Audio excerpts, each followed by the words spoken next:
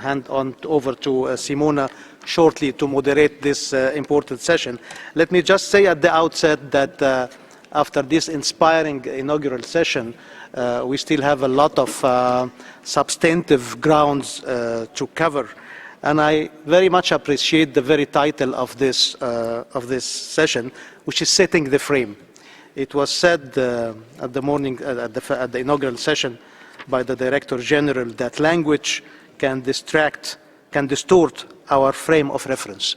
And precisely, the lack of precision in language and lack of clarity on the concept is the most misleading and dangerous virus for any important endeavor like this one.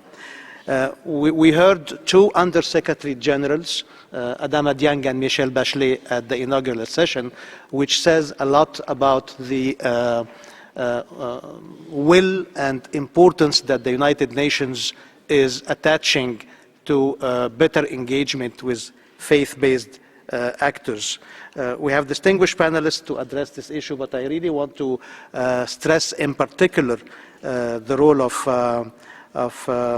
Azza in this work, because it has been over 10 years that I think she has been hitting the missing nail, which is the one on synergy on the top, through her strategic learning exchange exercise on religion, development, and humanitarian issues. And I really pay tribute to this work, because we can organize events till cows come home, and if there is no synergy, we will come home empty-handed and probably even empty-minded. So I think now is the time, and let me say that setting the frame inspires me one seemingly negative reflection, but I find it powerfully positive, which is that whether we call ourselves a summit or we are modest and we consider ourselves a grassroots, on religious matters, nobody has the representativity of anybody, giving that the freedom of conscience is absolute. So nobody really represents anybody, and this adds a lot of effort and this determines the answer to the question where to go next from here.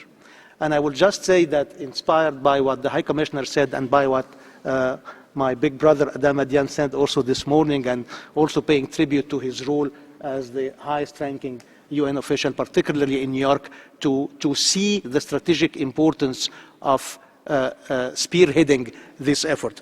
And I see that this paradox of nobody represents anybody when it comes to faith, it should inspire us a triple shift.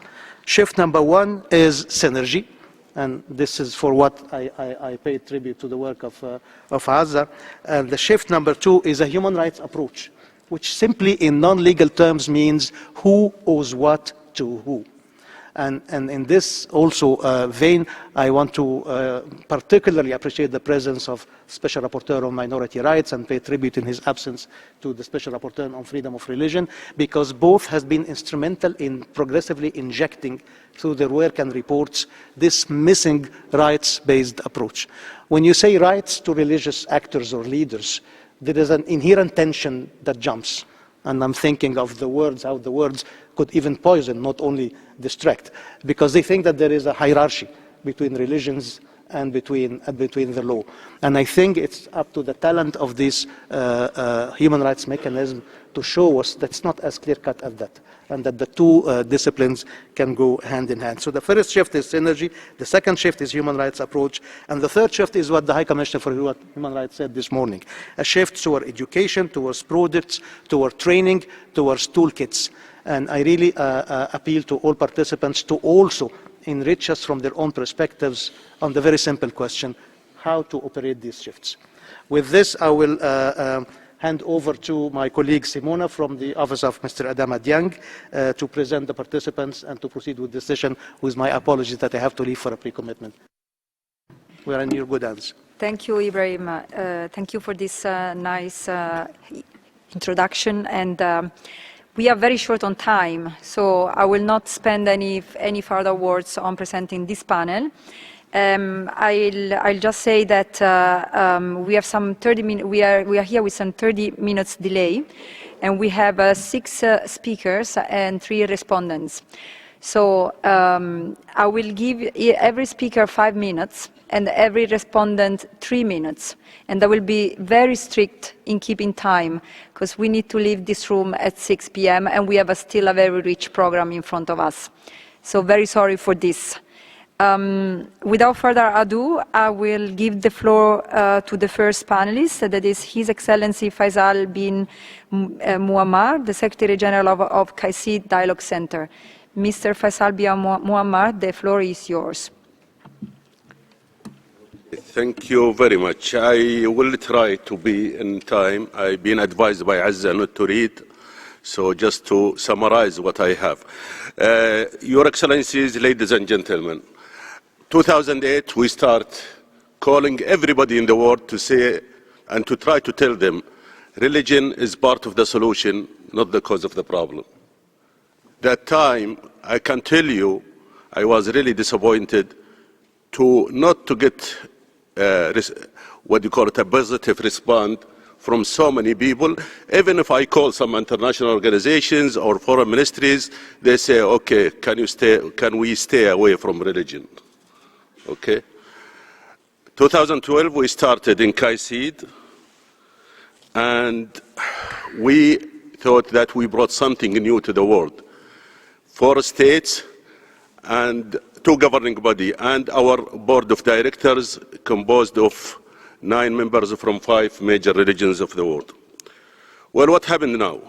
You've seen what's happened in New Zealand, what happened in Sri Lanka, what happened in California, what happened in Pittsburgh. So we are witnessing now a new waves of extremism. So let us try to deal with it. What does that mean for us today? As we discuss how policymakers and religious leaders can best mobilize their resources to protect this group, how does one protect against an adversary who knows no national boundaries and can federalize and recruit supporters globally on the internet? I think that we all agree that our response must be global and inclusive as well, and needs to focus on the combating of extremist rhetoric. And by this, I do not only mean the rhetoric of extremist groups, but also more still forms of exclusion and discriminations. How can we do this? I would like to propose 4 areas from our work. But before, allow me to explain how KAICIID is unique. KAICIID is an intergovernmental organization founded by Austria, Saudi Arabia, Spain, and the Holy See as founding observer.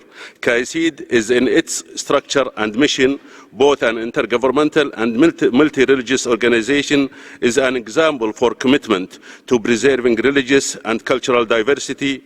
Our board of directors is composed of 9 representatives of 5 major religions. KAICIID seeks to bring religious leaders and political decision makers together to develop and implement multilateral social cohesion, building and conflict resolution initiatives. KAICIID promotes dialogue as a convening method to foster cooperation between diverse religious communities to close the divide created when religious identities are manipulated and hated or justify exclusion. We believe that religion voices and especially faith-based organizations are voiceless in many policy circles or have too much involvement in politics and other societies. We believe that without this dialogical space to engage religious and non-religious civil society group, the principle of inclusivity, sustainability will not be achieved. Based on this work, the following ideas I propose: we should act collectively and individually. We must work together to develop common global strategy and local tools to enhance the values of peace, tolerance, and respect for human dignity. And what is better place than the UN to coordinate our effort to spread the message for peace and combat the message of hate and exclusion. Empowering religious communities to protect each other, I mean shoulder to shoulder, it's really, we have to do it as soon as possible. 84% of the people of the world, they have a certain belief, so we have to do that. We have to do a training for religious communities to be sensitive to hate speech and to respond. We help communicate to protect each other. KAICIID has been doing this through our social media training in the Arab world, and and this is a model we have been spreading to other parts of the world where we work, such as Nigeria and Myanmar. We train religious communities. Done? 1 minute? 1 minute. 1 minute, that's good. Creating counter-narrative and role models by presenting visible models of interreligious humanitarian cooperation, and we have to do it through, we created 5 platforms: the Arab platform, the African platform, the Central African platform, the Myanmar, and the last thing we did is the Muslim Jewish Council in Europe, and I think this is the first council created in Europe, and so they can defend their rights and whatever they can, and under the umbrella of equal citizenship, providing solution for policymakers. And finally, whatever we do to get closer to the heart of policymakers, we need to do so many things.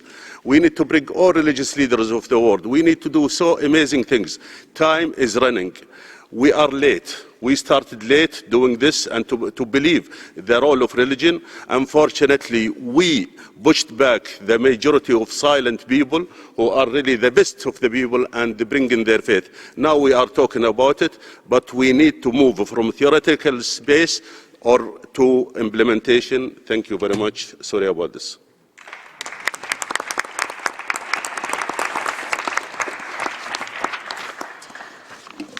Thank you, Your Excellencies, for highlighting that religion needs to be part of the solution, and for also reiterating the good work that KAICIID is doing in enhancing tolerance, peace, and human dignity, and also in bringing religion and FBOs closer to policymakers. I will now give the floor to Dr. Fernand de Varennes, United Nations Special Rapporteur on Minority Issues. Dr. de Varennes, the floor is yours. You have 5 minutes. Excellences, distingués invités, collègues, ladies and gentlemen, bonjour, assalamu alaikum.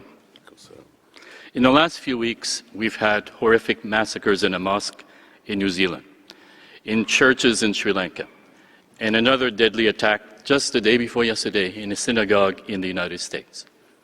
All of these are part of a global pattern which is insufficiently acknowledged. Jews, Muslims, and Christians are the main targets, and they are all members of minorities, religious minorities. Language is important, naming is important, and so, therefore, is the need to acknowledge those who are specifically targeted. In one word, minorities. As former UN High Commissioner for Human Rights, Zeid al-Hussein suggested, almost all states are facing the Balinization of bigotry. Bigotry, hatred, and scapegoating, which almost always target religious and other minorities around the world, as the recent tragic events sadly confirm. Let me emphasize the patterns that need to be addressed in terms of this vulnerability in just 2 words. Almost all. Almost all, or more than 75% anyway, of the world's state list, amongst the most vulnerable of the vulnerable, are persons who belong to religious and other minorities. And therefore, ultimately, they are the outsiders, the others who don't belong, and therefore easier to fear, to blame, and even to hate. There is even a risk right now, this year, there will be a further 4 million persons who belong mainly to religious minorities in one country becoming stateless. Almost all, or at least most, hate crimes and hate speech target religious and other minorities. Almost all, or at least most of today's conflicts are internal conflicts involving religious and other minorities in situations of claim grievances, exclusion, and discrimination. In almost all of these, religious and other minorities are portrayed as disloyal, dangerous, unable to integrate, or inherently antagonistic to so-called national values. In other words, religious and other minorities face everywhere the otherization, the dehumanization as outsiders, or at least as claimed outsiders. No forms of government is immune to intolerance and xenophobia, especially when hostility against religious and other minorities is amplified by fear and misinformation spread through social media and instrumentalized for short-term political goals, a perfect toxic storm. As part of my mandate as UN Special Rapporteur on minority issues, a recurring complaint from religious and other minorities is that in many countries, the laws that are ostensibly there to protect against the double venom of intolerance and hate speech are often not applied, or if they are, only result in light slaps of the wrist. These and other examples are examples of religious and other minorities' vulnerability, and they underline the urgency of countering hate speech, intolerance, and patterns of discrimination and exclusion, which underpin much of this. It is here where we should be insisting on the protection of minorities through protecting their human rights. I hope we'll be able to, in the next few days, explore what must be done to block and counter the tide of xenophobia and intolerance, and acknowledge, perhaps more visibly and audibly, the importance of protecting religious and other minorities, because, well, that's not always obviously in the center of debates, frankly. I'm not sure why. I'm not sure why, when more than 3/4 of the world's stateless are members of religious or other minorities, none of the 10 priority actions in the 10-year Global Action Plan to end statelessness identifies minorities. None of them do. When clearly a state that denies citizenship often occurs when they target specific religious or other minorities. It does not seem helpful when a new human rights treaty currently being drafted proposes a clause on vulnerable groups but excludes one specifically. Minorities are not there, even though there's a huge list of vulnerable groups. It's also unfortunate that we, given the areas that we deal with minority issues, that we don't specifically use the word minority, even though they are the targets, most of the targets of hate speech, incitement to violence, and other situations. Given the vulnerability of protecting their human rights, as they are the main victims of statelessness, of hate speech and violence in social media, and in daily life, fed by the demonization of minorities through fake news, it would seem unfortunate that religious and other minorities appear to be insufficiently acknowledged when it is most needed. Fear, hate, and ignorance have to be countered, and we need to build bridges that are solid. And they need to be solid by strengthening, addressing the divide, the obstacles that need to be surmounted. And that requires naming and strengthening what is essential. And these are measures for the protection of religious and other minorities. My time is up. Merci beaucoup. Shukran.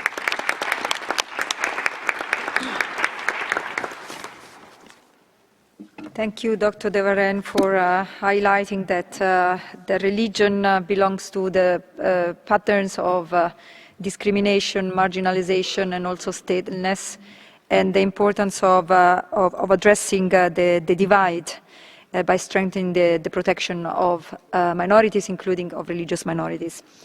I will now give the floor to Dr. Ganoun Diop, Director of Public Affairs and Religious Liberty and of the General Conference of the Seventh-day Adventist Church. Dr. Diop, the floor is yours, 5 minutes. Thank you very much, Simona. Your Excellencies, my main thesis is the following. Migrants and refugees should not be subjected to violence.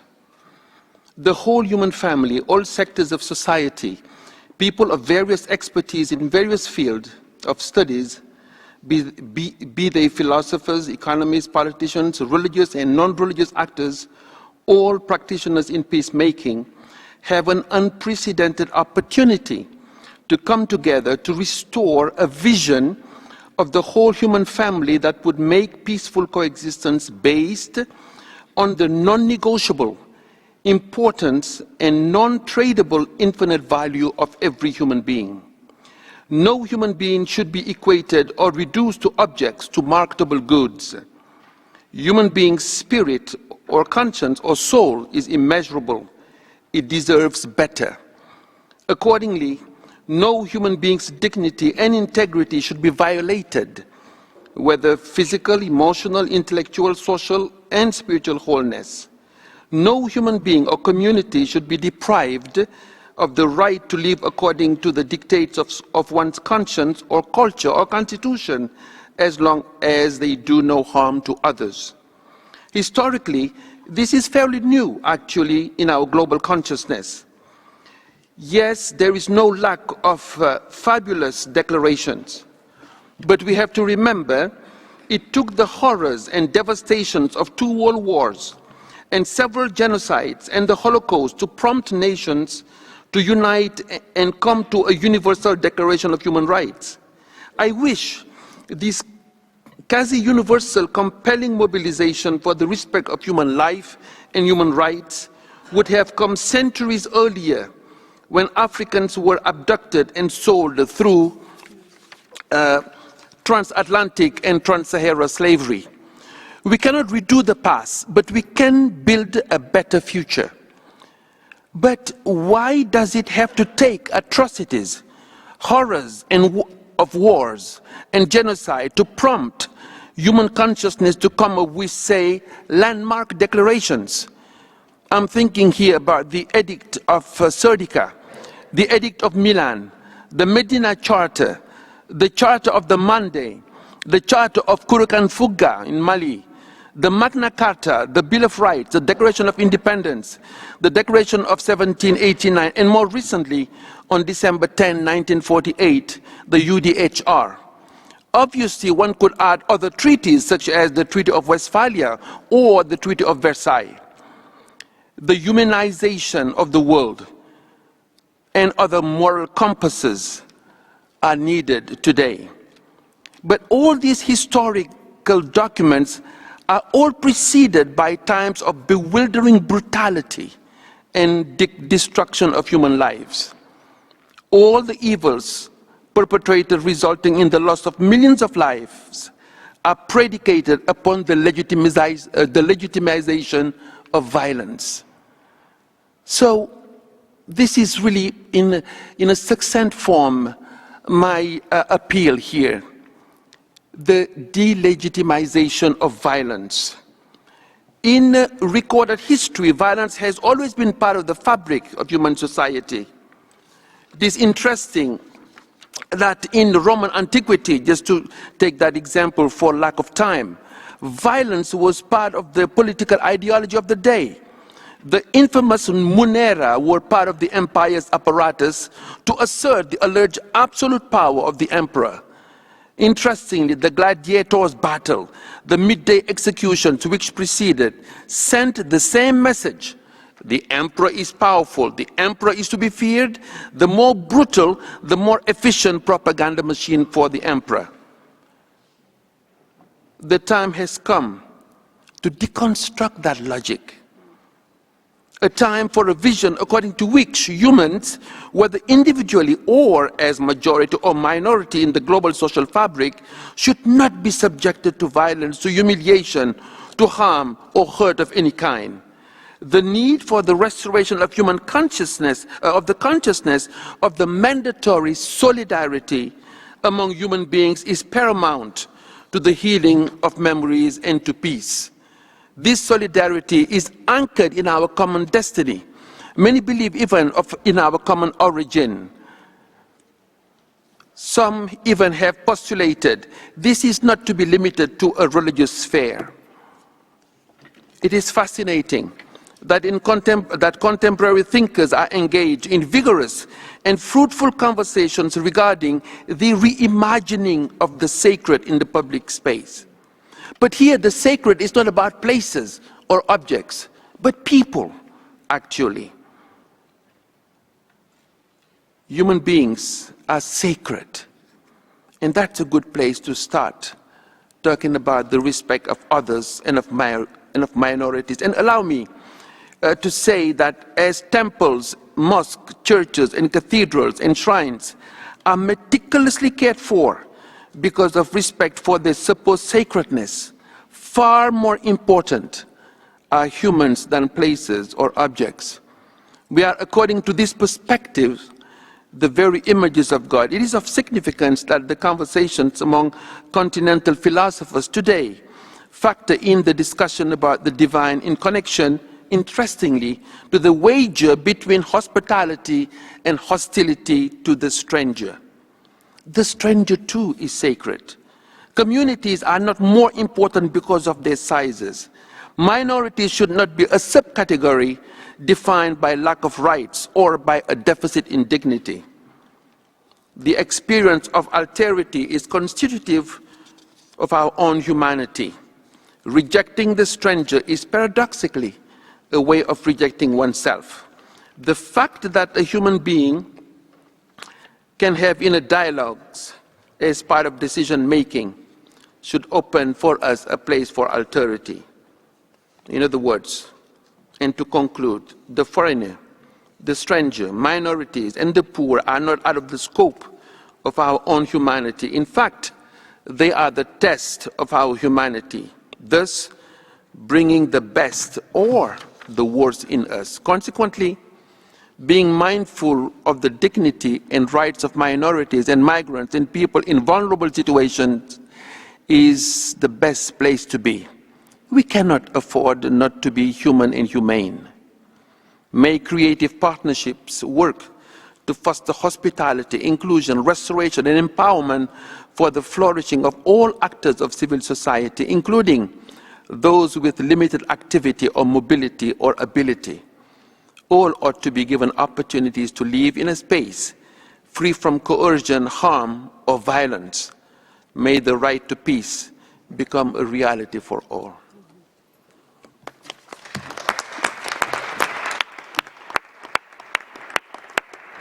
Thank you, Dr. Diop. Of course, it's very important to work at the delegitimization of violence, and all human beings are sacred, are holy, including the strangers, the migrants, the refugee, those who are different from us. And then I'll pass the floor to Dr. Karam. We have already heard from her, but we are never tired of hearing more. Dr. Karam, Senior Advisor on Culture from the UNFPA. The floor is yours. You have 5 minutes. Thank you very much indeed. And colleagues, please allow me to do something a little bit unorthodox, which those of you who know me know that I do all the time, which is to quintessentially give tremendous thanks and recognition and gratitude to the UN Office for Genocide Prevention and Responsibility to Protect, not only to the office, but to the people who keep this office on their shoulder. And in that regard, I'd like you to please acknowledge the role played by Simona CRUCIANI, our colleague here, which has been, and in support of Simona, the work of someone who refuses ever to get acknowledgement but is absolutely critical. And I ask you to stand up, Lihi, please. Lihi, Rapporteur, colleagues. It takes no work happens and drops from the sky. The work of interfaith collaboration for the sake of combating hate speech and ultimately to the prevention of genocide, which is an unfortunate reality of our century, that work does not take place by itself. And so it is therefore important to appreciate and to recognize the efforts of the largely women across the United Nations system who have been trying to push forward the agenda of multi-religious collaboration for at least 2 decades.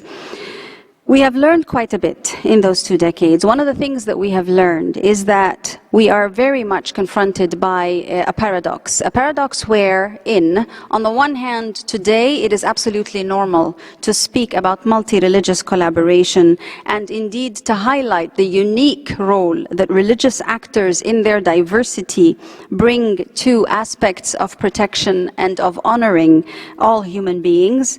There is a uniqueness there, and we have now normalized the conversations and the discussions and the presence and the engagement of religious actors on almost every aspect under the sun. There is nothing that religious actors are not involved in and celebrated in their involvement of and about. The irony and the other paradox here is that at the same time that this has happened, we are witnessing an increase in hate crimes perpetuated against religious actors, religious sites, religious institutions by those who will uphold certain religious ideas as well.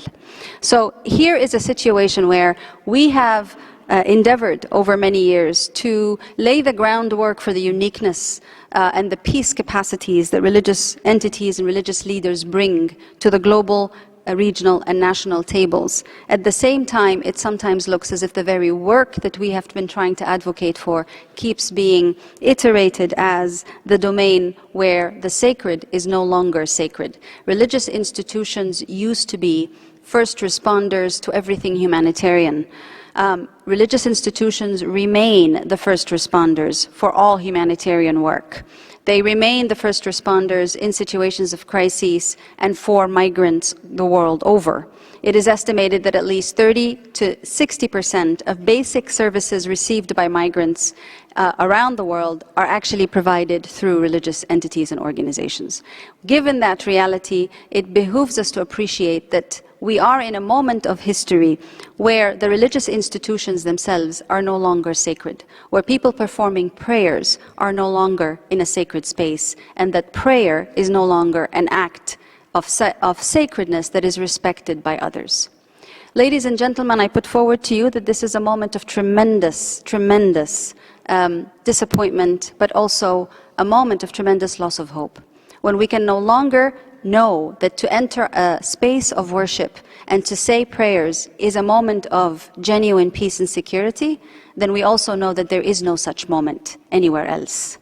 And this should not be taken for granted as simply a reflection of the failures of modern time. But we need to work backwards from this to understand how is it that a moment of connectivity with the divine is a moment where you can also risk being shot or bombed and lose your life, sometimes by those who claim the name of the divine.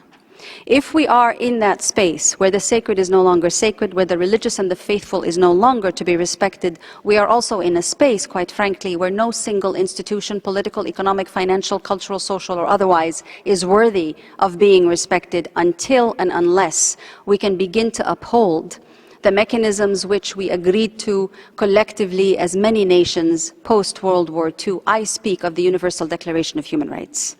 When we come together today to speak of the Universal Declaration of Human Rights and to celebrate the values inherent in this declaration, we must begin to appreciate that we are at a moment when we can either lose everything that we have built or build everything that we are losing.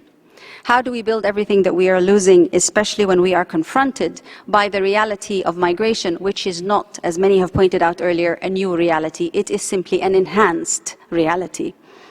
We have an opportunity today as never before, precisely because of the challenges that we confront. It is an opportunity to get in touch with our humanity. It is an opportunity to get in touch with our humanity through faith. But we should never assume that any one religious institution is going to be able to carry the burden of protection. Neither can we assume that any one government can possibly carry the burden of protection, nor can any non-governmental organization do so. We have a moment where we have to collaborate together. Our civic space is being eroded every day globally, the world over. In that context, we need to strengthen that civic space. That is why the United Nations system has reached out to faith actors globally as part of the civic infrastructure, not as the only moral upholders, because morality is not upheld only by those who belong to a religion. Morality is upheld by all humanity at all times. Therefore, in order to uphold and to strengthen our civic space, we must work together across the civic space. But we are also at a moment, ladies and gentlemen, where the United Nations system, as the only multilateral entity that we know today representing 193 governments, is at its most beleaguered. If we can potentially harness the power of civil society to strengthen and support our unique system of multilateral governance, then we have an opportunity to support that unique system of multilateral governance also to endorse and to protect our global civic society.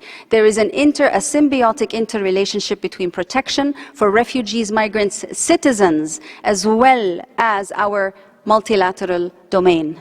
This moment is today. Unfortunately, territoriality between different non-governmental organizations, between different religious organizations, between different governments has led us to that moment of weakness where we are today. But we have an opportunity that the migration phenomenon reminds us of, that homelessness reminds us of, which is our home, has to be within and has to be guaranteed by the very same institutions we have already vested significantly in. So I use this opportunity to call upon us to be able to protect religious minorities, refugees and migrants by being able to protect determinedly the institutions that we have put in place already. And those are institutions of faith, of non-faith, of civic engagement, and above all, these are the institutions of multilateralism that we are hosted under today. If we can collaborate genuinely, we can genuinely reserve and protect and honor the humanity and the sacredness thereof. Thank you.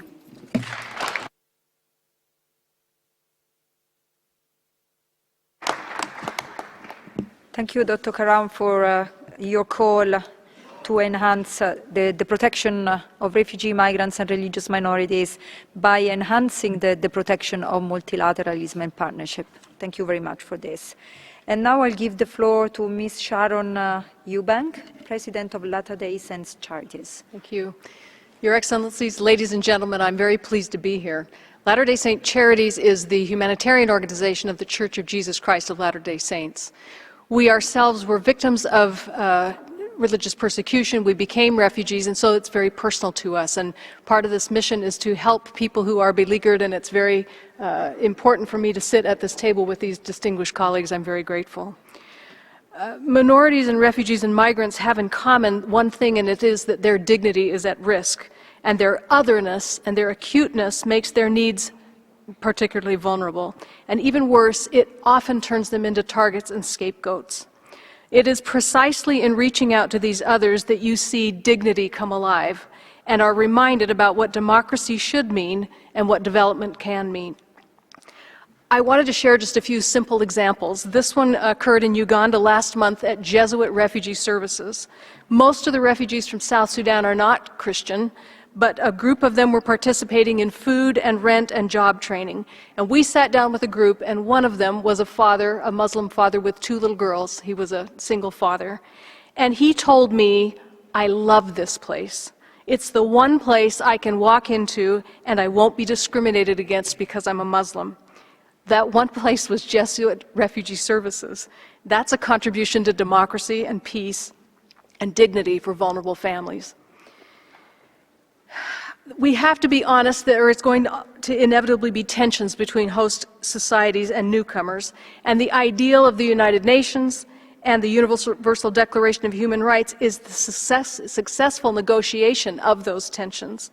When local and national governments protect core human rights for vulnerable minorities, case after case shows that it builds stabilizing resilience that ripples through the whole community for years to come. A good example of this is when the Ottoman regime ruled Jordan in the early 20th century, and they decided to collect taxes from Christian citizens. So in the cities of Salt and Karak, a scout was sent to identify these families and put a mark on their house. Well, their Muslim neighbors took exception to this, and they put marks on all of their houses in the middle of the night, which confused the scout, and the tax collectors could no longer tell who was Muslim and who was Christian. And the whole population stood together and said, we're all brothers. If you're going to tax the Christians, then you must tax us all. And this is a well-known story, but others like this and part of the tradition in Jordan and other countries have laid the foundation for pluralistic participation and protections, such as the Amman message, such as the Marrakesh Declaration, and an example, the country of Jordan being willing to absorb millions of refugees and displaced people at great cost to their own country. The simple acts of building trust among neighbors and not blaming groups for the wrongdoings of individuals exponentially improves national security, and it helps control the rise of radical groups from within.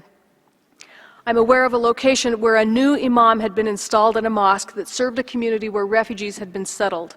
He was a fiery speaker, and he started teaching anti-Christian sentiments.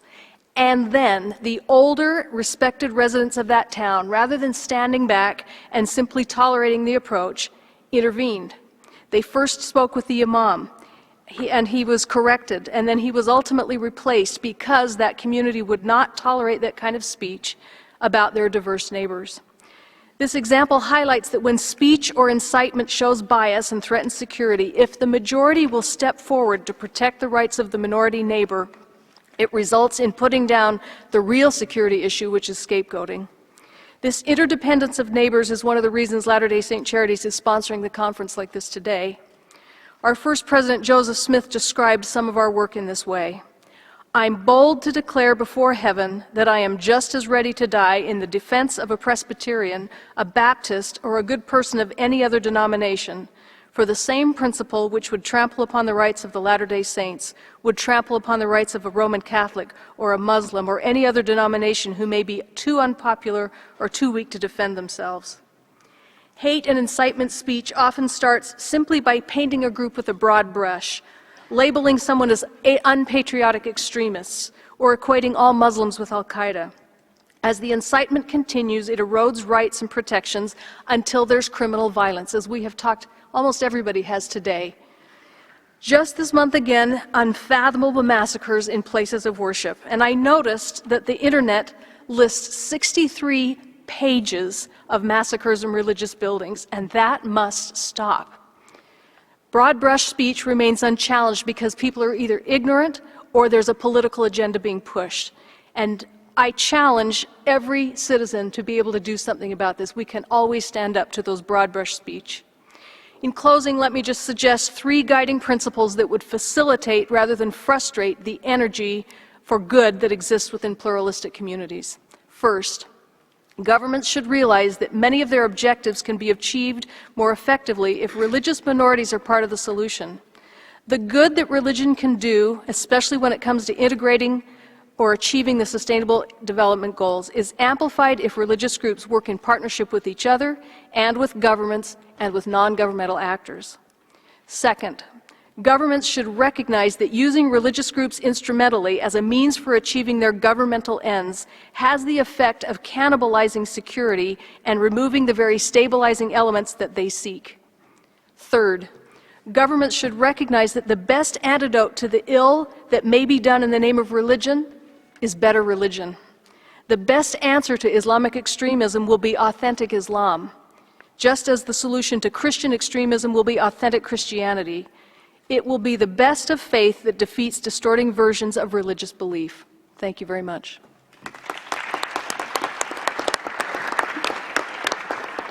Thank you very much, Sharon, for your insights into the need of stronger pluralist efforts and in building trust among neighbors, and also in the role of the majority in protecting minorities, including from hate speech, hate crimes, and scapegoating. Thank you very much. And now I give the floor to Dr. P.L. Da Silva, Director of the Institute of Strategic Studies and Democracy, Malta. Dr. Da Silva, the floor is yours. Everybody, I think since this particular session is about looking at the frame, I'd like to speak about the cultivation of hatred, which actually leads to a lot of the atrocities and actions that we're talking about. And I'm going to start with my favorite quote from Voltaire, who said that if we believe in absurdities, we shall commit atrocities. And there have been innumerable atrocities right across human history. And if you look at the genocides, from the Bosnian genocide, Rwandan genocide, Khmer Rouge, the Holocaust, the Shoah, the Holodomor, there are all of these that have taken place. And then you have the kind of terrorism that you find today, including, on Easter Sunday in my country, Sri Lanka, where we had these horrendous bombings that were taken place in the churches. And it is so absurd, because what possible objective could you have from bombing places of worship? However, it is a kind of a watershed moment in taking on a minority religion in a Buddhist majority country, because the terrorists could easily have targeted the Buddhists who are the majority in the country. So it was not really about Sri Lanka. It was a message to the West, to the so-called Christian West. And these are things that really need to be taken into account. And there's also the work that we do at ISSD Malta is monitoring all the trafficking, the human trafficking through Libya. And if you look at the thousands upon thousands who are drowning in the Mediterranean, and the others who are sold into slavery, who are incarcerated, all these kind of terrible things that are going on. And also the Sicilian mafia that's involved with organized crime. They've been earning something between 5 to 6 billion euro according to, in 2015, according to Europol and Interpol. You know, so the question that we have to ask is, how do we arrive at these blood-soaked situations where terror, fear, death, dismemberment, and disappearance are common calling cards of the perpetrators? So all of those who are gathered here today, if we truly want to counter, you know, war, hatred, violence, we must address the insidious cultivation of hatred that goes on every day in all parts of the world, including in Western democracies in North America and Europe. Pope Francis mentioned in October 2018 that populism starts by sowing hate. And His Holiness noted that Hitler and Nazi Germany rose to power through the use of populism and appealed for more tolerance and decried the rise of populism during his speech to the youth. And these are things, and Pope Francis warned, it is important that young people should know how populism is born. I think of Hitler last century, who had promised the development of Germany, that we know how populism starts by sowing hate. You can't live sowing hate. Pope Francis has also called for the protection of refugees and irregular migrants in Italy and Europe from populist excesses. And you can see the rise of far-right populist political parties all across Europe. And this is something that really needs to stop. And if we talk about democratic social democracy in Europe and the European Union, these are things that need to be tackled in this country, in Switzerland, as well as in Scandinavia, in all the other countries, including the United Kingdom. These things need to be addressed, and you cannot allow the forces of darkness to enter the halls of power, and there has to be concerted action that takes place. And then, you know, only 4 days after Pope Francis' warning, there was the Tree of Life synagogue at Squirrel Hill in Pittsburgh was attacked, you know, by a far-right terrorist, a homegrown terrorist, let's call it that.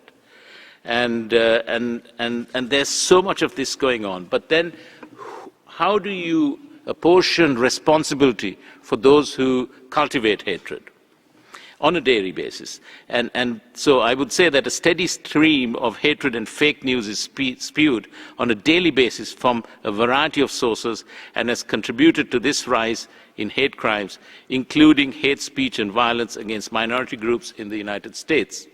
It is really like Dr. Goebbels on steroids.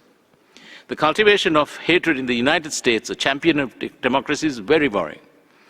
And you have tweets and public statements for the 45th President of the United States. You have the far-right Gab social media network. You have American neo-Nazi white supremacists, you know, the Daily Stormer, the Breitbart News Network. You have even Fox News. You know, everybody keeps adding fuel to fire. And the hate mongers pretend that they don't have anything to do with these hate crimes. And, you know, in New Zealand, I actually got a copy of the manifesto of the terrorists that attacked the mosques in New Zealand. And he actually praised President Donald Trump for the contribution that he has done to the white supremacist movement. I mean, these are just horrendous. And it goes on, and we should not even forget what happened to poor Jamal Khashoggi in the Saudi embassy. And so, to sum up, what kind of legacy are we bequeathing to the next generations of humanity?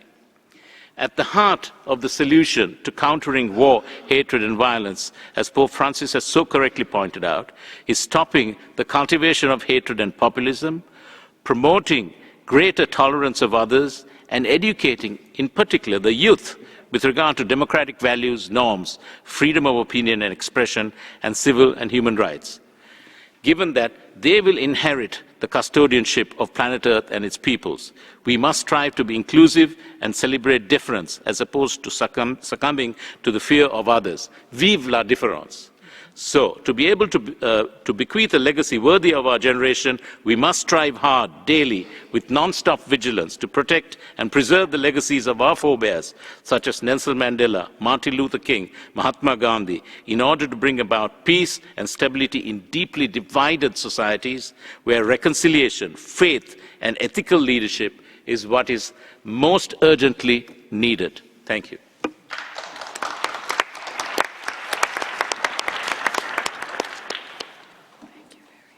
Thank you very much, Piel, for highlighting that hate is part of many ultranationalist and populist policy and politics in the global north, and for also highlighting the importance of promoting tolerance and dedicating the youth in human rights for future better and ethical leadership. I will now give the floor to Dr. Rick Torfs, Rector and Professor of Law at the Catholic University of Leuven. Dr. Torfs, the floor is yours. Thank you very much. Ladies and gentlemen, few of us disagree on the importance of the protection of religious minorities, refugees and migrants. That has already been said very clearly by all interventions here. The question is, how do we come there? How can we throw a bridge between nice ideals, beautiful ideals we all share, and pragmatism? How can we also throw a bridge between the cultural elite, and maybe we are part of it, and people and how they feel about it? That's quite an issue. And in that regard, I think a role is there and is attributed, should be attributed to law and to good law. I have 3 points, not more than that. The first one is to create trust. We need clear legal norms with regard to all the issues we are dealing with: refugees, migrants, protection of religious groups. Clear norms, by that I mean norms that people do recognize and that are predictable, that are not open in a way and lead to what is called in French le gouvernement des juges, with unexpected results from time to time. I think we need true human rights focused on the existing conventions and also focusing at the same time on the concept of human dignity. That's my first point. The second one deals with the type of measures we should take. Many people say we should be reasonable.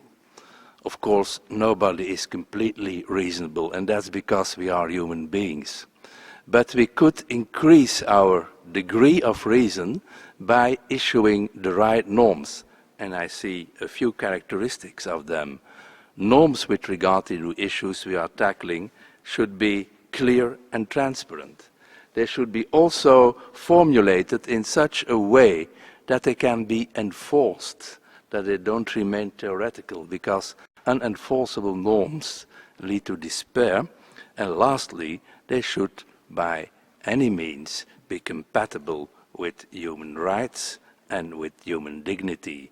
Those 3 elements, I think, are very important. So the first point was the legal aspect of rights. The second one was their intrinsic quality, transparency, clarity, enforceability, but at the same time, of course, internal coherence.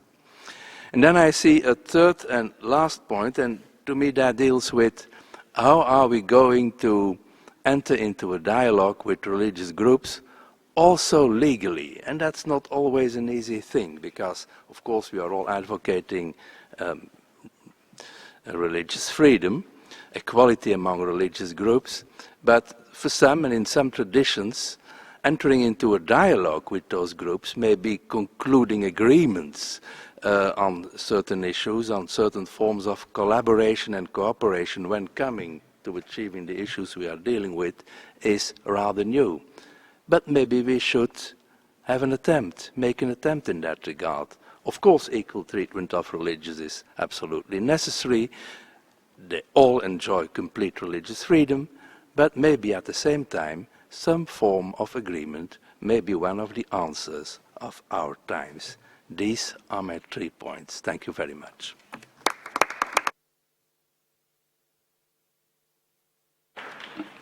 Thank you, Dr. Terps, for keeping the time, first of all, but also for highlighting the importance of norms for building bridges between cultural elites and the people.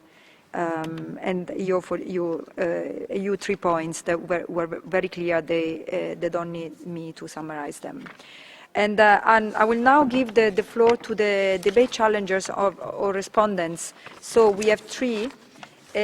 Please, what I suggest here is that you pick on a couple of hotter or more controversial statements that have been done and propose some ideas or opinion on this. You have 3 minutes each. We will start with Reverend Bonnie Evans-Hills, Interfaith Advisor of the Church of England.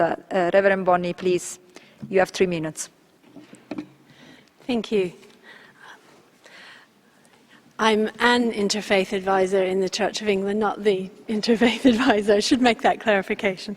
Right, well, global reporting of hate crime and how it's recorded by police, especially with regard to what we know are the various distinctions of protected characteristics, lacks consistently. So separating out freedom of religion and belief from other forms of discrimination is problematic. However, we do know that hate crime in general is on a steep rise, and that race, religion, and migration and refugees are at the top end of those being targeted, and that there's considerable crossover between them. And they're targeted especially by populist or hard-right groups claiming that their own identities, even though their majority, are under threat. Protecting fundamental freedoms, such as the right to seek refuge from threat of life, is the very thing that protects any nation's security. We know that due to greater tightening of borders and areas such as the Mediterranean has led to an increase in trafficking. And the harder we make that journey for refugees, the more traffickers profit. When people are desperate to save their lives, they will use any means possible, whether regular or irregular. If we regularize that movement, we have the most effective means of knowing who's crossing a border and of ending the profit and violence that traffickers are after. Allow people to cross borders to claim asylum. Let them buy ferry tickets. That's the best way of preventing drowning. Right now, the EU and the UK are paying for detention centres in the name of humanitarianism in Libya and in Morocco, where unaccompanied minors and families with children are imprisoned and subject to slavery and torture, all in the name of saving them from drowning. We have built walls in Europe. The UK paid for a wall in Calais, where again French police are paid by the UK to harass unaccompanied minors, families with small children and adults. They take away their tents and their sleeping bags, slash their shoes, destroy phones and essential documents. This is unacceptable. We should instead be paying for hostels and for support. Now, I understand that there is fear over the pull factor if we make coming to the UK or coming to Europe comfortable, but there's no acknowledgement of the push factor that we have fostered. Hostility, hostile environments breed further hostility.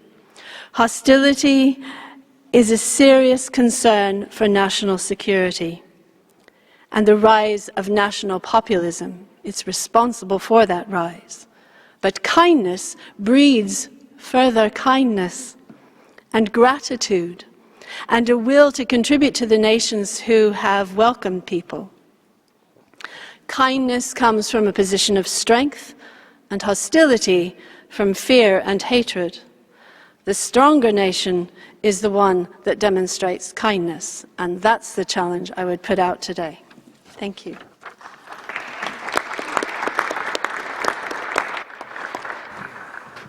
Thank you very much, Bonnie. There's no need to comment about that. I think it's very clear.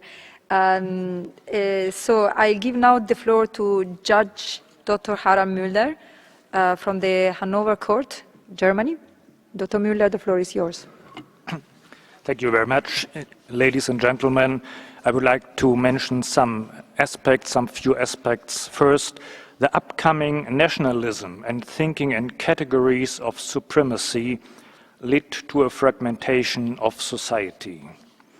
People who don't fit into a certain scheme are marginalized and excluded. And also their free exercise of religion will be in danger. And we see all these terrible attacks against them. The examples have already been mentioned earlier. But we see religiously motivated hatred on almost every side. And we observe the weak reactions of politicians in the present crisis. But we notice also, if we look carefully, that religion is quite often used as a tool to create a new nationalism. In Russia, for example, some religious minorities are persecuted, like Jehovah's Witnesses, or also evangelical churches, Baptist churches, which cannot use the institutions of education anymore. In the eastern Ukraine, which is under the control of rebels, free churches like Baptists, Adventists and Pentecostals, not to speak from Jehovah's Witnesses, lost their registration and cannot come together for worship anymore. We see this tendency to prevent influences which are estimated as foreign. Bulgaria, an EU member state, is also an example for that. Fortunately, the problematic efforts could be stopped last winter. Another thing, we have spoken or heard something about hate speech crimes and legislation against hate speech. The problem is that these laws against hate speech are necessarily restricting the freedom of expression. That we have to keep in mind. The right to criticize a religion is also protected as a human right. The limit is where it leads to incitement to hatred. The EU, the United Nations, and in this framework we have plans of actions. I would like to mention the Rabat Plan of Action, who gives criteria for prohibiting incitement to violence, hostility and discriminations. We need these criteria, not to restrict the freedom of speech in a way which is not okay, but to fight against hate speech where it comes to incitement to hatred. To safeguard the rights of minorities is not only the duty of politicians, but also of religious leaders and actors. I would like to mention the FACE process, which is based on the Rabat Plan of Action. And perhaps we have also a plan of action at the end of this conference, that we try to put something into practice, not to speak about these issues, but to find a solution to implement this in the practical life. And the last point I would like to mention is to address the youth. We need to do prevention work on a very early position. If it's too late, if people are almost fixed in their thinking, then it's not possible to change, though we have to reach the youth. Thank you very much.